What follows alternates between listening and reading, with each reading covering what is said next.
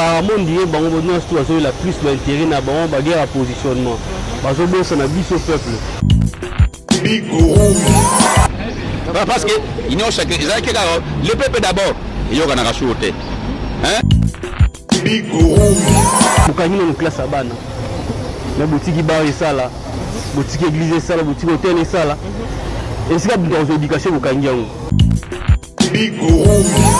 aboma kaka coalition le peuple souffre baza misala te lelo ekoma maman soki abimité papa soki abimité et surtout ba maman hein ba maman bato bakoma kolesa ndako wana na lobi oyo akolanda mibeko na ngata préféré na ndo ya famille politique na ye kombo na ye Bikuru état de droit eza kosala yo bakosala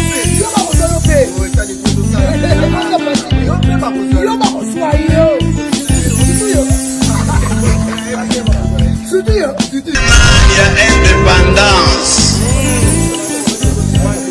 pona nini mboka ya biso ekufi mboka ekufi pona moyibi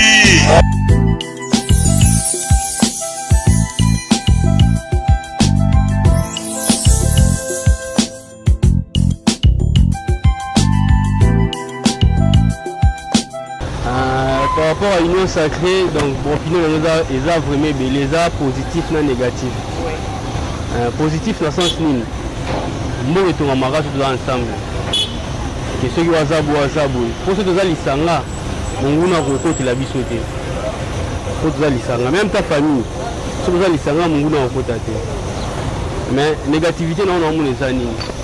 Apparemment, on dirait que nous avons la plus d'intérêt dans la guerre à positionnement. Parce que nous sommes au peuple. Or, si on a bien, les posa, ils ont majeur par peuple. Ils ont mis ça tout. Donc, tout le monde a besoin de mis ça tout, ils ont priorité dans la minute. Tout le monde a besoin de maille. Tout le monde c'est la vie. Donc, si comme ils ont été vieux comme ça, et si comme ils ont été malades des alagébélés, choléra et consort, tout le monde a besoin de courant. Courant est un symbole de développement. Pour ça, courant est l'énergie, na rocha moi cabine ngai moi charge ma pile et créer d'entreprise et créer emploi ya ngomo na rocha moi play na ngai et créer emploi pour énergie et le développement. Deuxième troisième pour plaisir à besoin nango ils ont musala moi so musala komi à rapporter mutu tout c'est social à congolais lelo na zo sabine bako kita so na 200 francs mutu osala te 200 francs za pas si kuna. Donc, social congolais, c'est pas qui s'appelle bien bleu. Social congolais, c'est Moussala. Donc, nous sommes Moussala, à la facilité, on a Moussala. Et là, depuis que Moussala, il faut que moi, c'est mon tour, comme nous avons que Moussala, nous avons la même chance d'égalité, et on trouve Moussala. Donc, 3 billots qu'on a, ceux qui vraiment va penser à un mot, à une sacrée, en trouver ça là bien, pour les plus intérêt à la population. Pour moi, quand on a des gens qui ont été votés, souverain primaire les abisso. Biso me pesi bon mandat. Ba me rappel au yoka biso. Pour ce bosser na ndenge na bino. Moi l'hôpital on est pas na biso moni. Volontaire ça sur exercice on les alaté. Pour sur lelo la majorité va bango ba et moi politicien. Ba biso on va to voter du sous-souté. Or besoin de ça dans ma vie. Donc tout temps vers KO. Or avant KO il y a faut la politicien na biso ba milenge. Pour lobby on va pe grouper ça doit être un candidat ba betio ba sali boye mon kezo ça da bien. Parce que là, couvre-feu, pourquoi? Comment on dit couvre-feu, et nous avons marqué la bande de Nabiso. Et j'ai marqué le pourquoi. Bukani dans classe à Bana. La boutique bar et ça là, boutique église et ça là, boutique hôtel et ça là. Et c'est comme dans l'éducation Bukani. Il y a une zone millobila. Est-ce qu'il ne soit pas à la rara? Bah, quand vous avez ma pression, tu as fait la bécole. Pour ce petit type de l'eau, mais Bukani de Barbatélasi. Ce qu'on a besoin de base à la banane. Pour bino biso monde aux arbres, tout le temps, classe. Suite à cette génération sacrifiée, nous avons prophétisé qui. Ce qu'on a besoin de faire, nous avons quand même souci à Bana Biso. Nous avons fait Bana Bino, nous avons école télévisée, biso courir à la raté.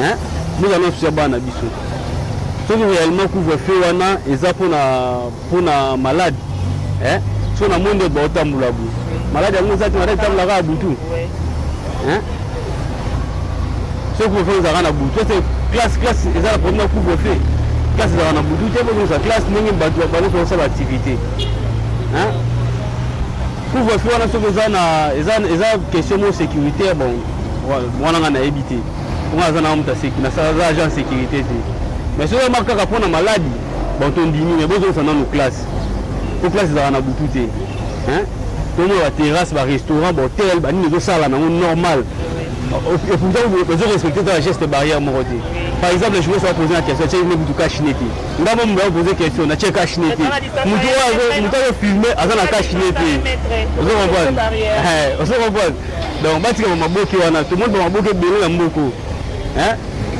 message à ce qu'on lancé bon ya souke za te pour me continuer nous devons la bisoté on va prendre le pause sur la part na ile au fait ko konzira kama bengeke kota e ko mamalamu akinya premier souci na songa akinya omoni mboka oyo za na ya mutute mboka za bien o ba lega biso nyonso ne to ngongo république eza bien oza ko appartenir ni na FCC ni na IDPS ni na ensemble ni na rassemblement ni na M donc ni ya faillite donc eza mboka biso nyonso donc tout ça tout bon samboko pour so les président le binga na cause président ceux qui na mené bana no vie oyo mené bana ngo sepela non so na personne vie on vivre yo sepela non zala mutu tant so lia tala rappeler la sima olia ga yo moté to ali se muso ya kinato lo waga lia ga na batu awala ali c'est plus moi biso ya kinoa lia ga na batu vous comprenez pour eux vivre le là pour vivre en lobby vous comprenez to le baba pour nini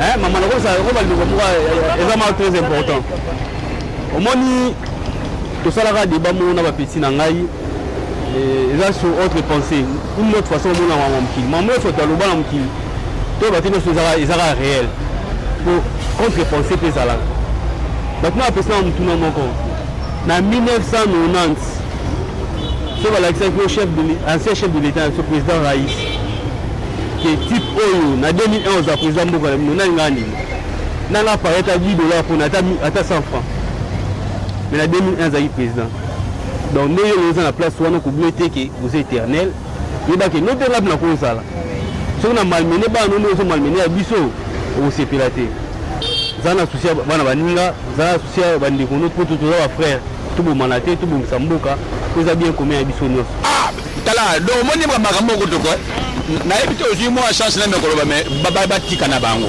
katika nini oui ba ti poto so mona clarté de le début si la faire tout mona clarté parce que union sacrée le peuple d'abord il y a na rasouté hein ce ko union sacrée ce qui sacré ce qui quoi on ne sait pas et mais ce que ça ba tunini do mona vision mo côté bien comprendre alors soso qui ba ko sal bango ba do samboka bango to tala ka bango bango mutu ba ko yema posi to loba to limbi libo monzal yo ka kate les enfants qui sont là donc à la maison ne mangent même pas tout ça papa yé zale si les la gasoute comprendre to lingi ke lobby tango uti musalo yé papa zale si les onga entreprise moi makamto ko sala bien non par rapport à union sacrée nazomona ngo ke eza eloko moko ya malamu d'autant plus que leur fachi abandaki mandat na e pour basala coalition FCC cash donc biso nyos tout le monde qui sait qui s'est passé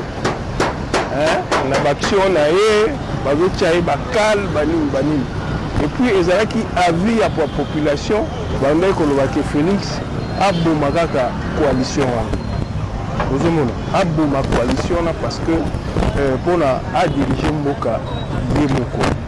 Moi je crois que wana ezaki expression populaire donc partout na racine ko ezaki décision wana que abomi coalition FCC cash c'était une liesse populaire bato nyonso ba sepela ki ngo quoi non c'est ça on dit bato ba comme ko la poste wana donc c'est vraiment regrettable ozomona wana ezali esprit il y a des dirigeants politiques banda kala Donc il se poumonne nelo o bango so anoko azolo babu comme peuple donc azo bazako il se place moka po bazo peuple nani bazo place bango moko ba banda ko se servir. C'est vraiment regrettable. Alors c'est vraiment regrettable. Il est grand temps que les politiciens n'abisso va changer. Que les kunate pour se servir. Que les kuna pour servir. 60 ans d'indépendance. Hein? C'est déjà beaucoup. Donc on est déjà nul. Mais on va changer une colonie. Hein? Pour changer une colonie, les politiciens n'abisso. Alors ceux qui vont que les kuna pour se servir, ils auront le peuple derrière eux. Mais non, on a évité ceux qui ils mérissent leurs décisions. Ceux qui le peuple souffre. Lolo et comment maman ceux qui a bimité, papa ceux qui a bimité, et surtout ma maman. Maman comment on tout ça. Nalandaki moi ma proposition sur la télévision de maman bazolo babi to boité mais au koki ko kanga palier par palier au kangi na ta palier o bongisi boki ata na ngambo baki ata na ngambo o ke ba mais bakanga bo ni so batanga ke résultat za kilo la confinement les gens ont souffert donc bando mabiso biso na souffrance wana te bando mabiso na souffrance wana te ngobila soki ali akanga akende par palier. Tout le monde a une Libanais, basala misala, bakanga nous sauté.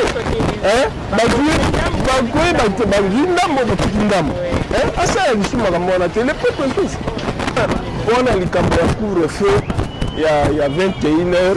Bon, on a évité la chaîne où ceux qui pouvaient couvre-feu. Puisque la chaîne, le match est aussi là-bas 22h. Alors que le couvre-feu est à 21h. Bon, à quoi ça sert couvre-feu aujourd'hui? Pour apaiser la bande à côté. Il y a le match, il y a deuxième match, il y a Chanouana. Pour recueillir. Quand bien même que sinon la zone va courir, les alliés va courir, alors, Banzela peut l'embouteillage, bani. Donc, on a couvre-feu. Ceux qui vont revoir,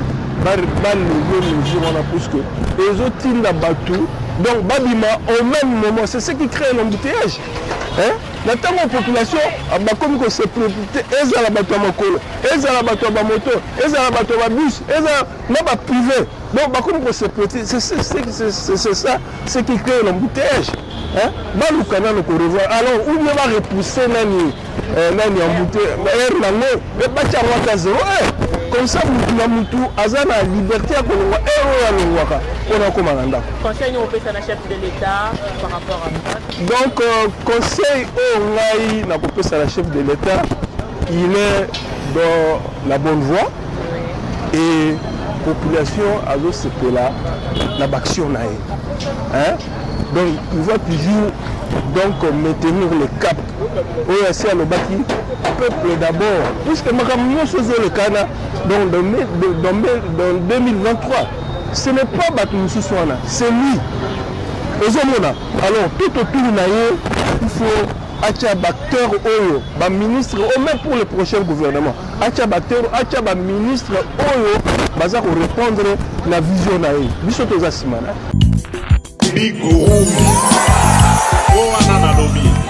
Oyo akolanda mibeko na ngata préféré na ndo ya famille politique na ye kombo na ye Biguru état de droit état kosala yo bakosala bakosala